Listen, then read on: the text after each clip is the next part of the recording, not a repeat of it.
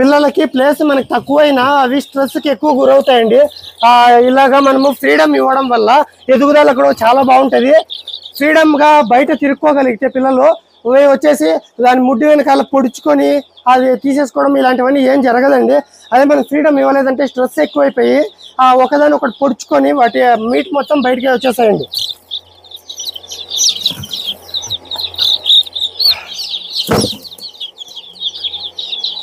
ఇప్పుడైతే brooding setup వదిలేసుకొని already ఇవన్నీ బుకింగ్ అయిపోయిందండి. వేరే కస్టమర్ బుకింగ్ చేసేసుకున్నారు. మన దగ్గర పిల్లలు అయితే సేల్కి ఉండవండి. కాకపోతే ఇవి వేరే కస్టమర్ కోసం మనం గుడ్లు తెప్పించి పిల్లలు చేపించడం జరిగింది. వీటిని అయితే డెలివరీ ఇచ్చేసేయాలి. డెలివరీ చేసేటప్పుడు కూడా మనం ఇంకొక వీడియో అనేది తీస్తాము. మనమైతే డెలివరీ ఇవ్వమండి, వాళ్ళే వచ్చి తీసుకెళ్ళిపోతారు మన దగ్గరికి. దగ్గర ఒక 50-60 కిలోమీటర్లు, ఒక 100 కిలోమీటర్లు ఉంటే తీసుకెళ్ళొచ్చు. కానీ 500, 600, 1000 కిలోమీటర్లు ఉంటే అస్సలు కుదరదండి. ఆ కార్లలో వచ్చి తీసుకెళ్ళి ఒక 100 కిలోమీటర్లు